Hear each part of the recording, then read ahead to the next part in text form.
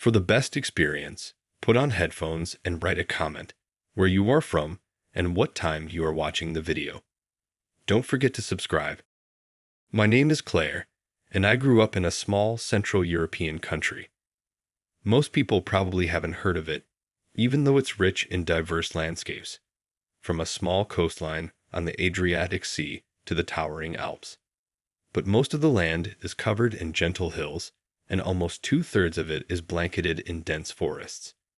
My country is quiet, peaceful, and its medieval charm attracts tourists, yet little of note ever happens here.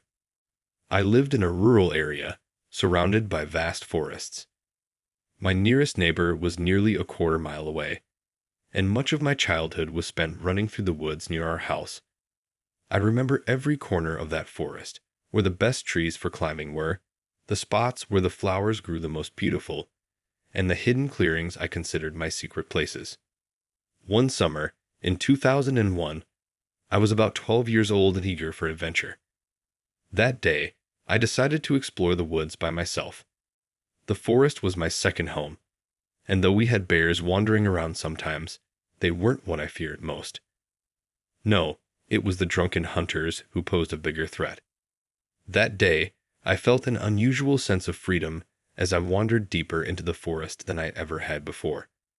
The towering trees formed a natural cathedral, their branches filtering the sunlight into a warm, soft glow. As I hummed a tune I'd heard on the radio, I ventured farther from home. I didn't carry a phone or a map. Why would I? These woods were mine.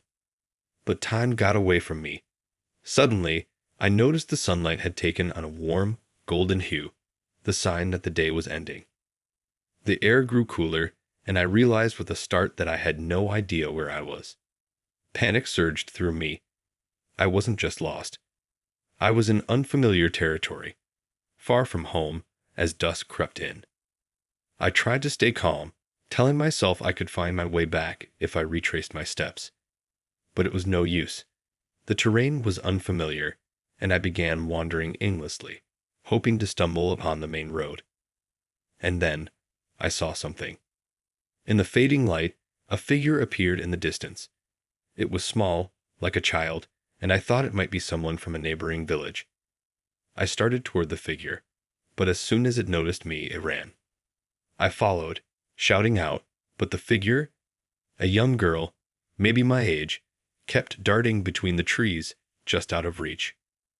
Suddenly, the ground gave way beneath me, and I felt the world drop away. My stomach lurched as I fell into a pit. Time seemed to slow as I hit the ground with a sickening thud. Pain shot through my body, but when I opened my eyes, I wished I hadn't.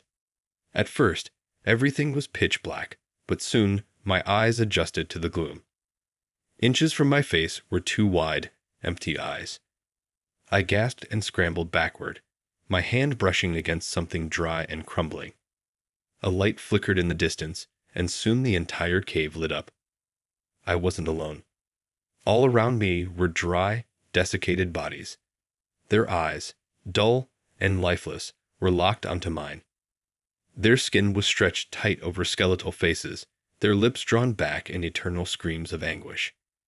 Thousands of them filled the cave, staring at me with a hunger that made my blood run cold. I couldn't move. I couldn't scream. I blinked, hoping the scene before me was a twisted deception of the light. But when I opened my eyes again, the corpses had moved.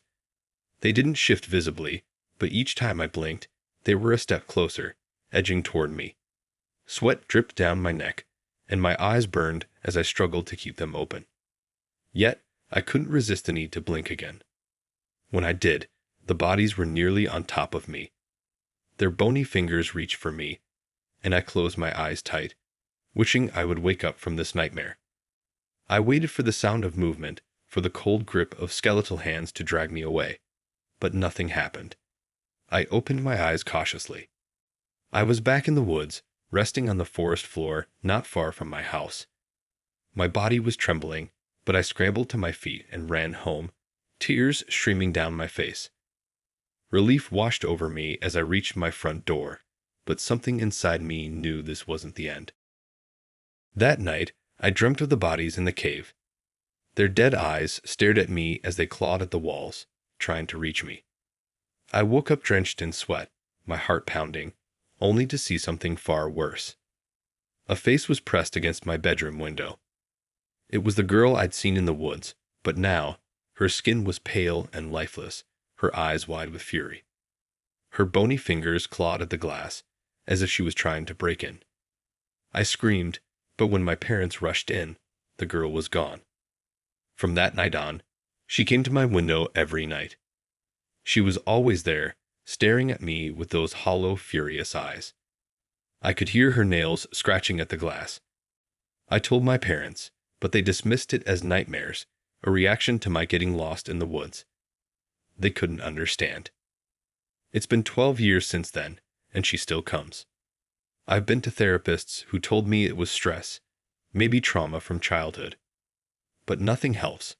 Every night, I lie awake, waiting for her to appear, dreading the moment I'll hear her scratch at my window. There's a dark history in my country that few talk about.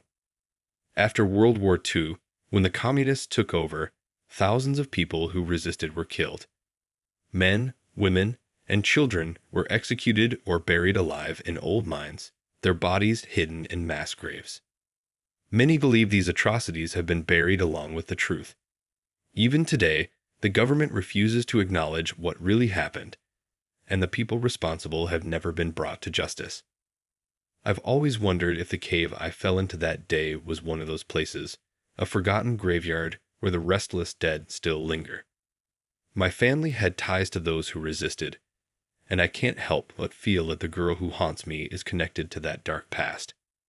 It's been years, but I can't shake the feeling that something is still watching me. Every now and then, I catch the faint scent of decay, like something long dead, lurking just beyond sight. Sometimes I hear whispers on the wind, voices I can't quite understand. And always, the memory of that girl at my window haunts me.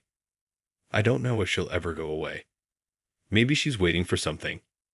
Maybe she's waiting for me. And now, I wait too.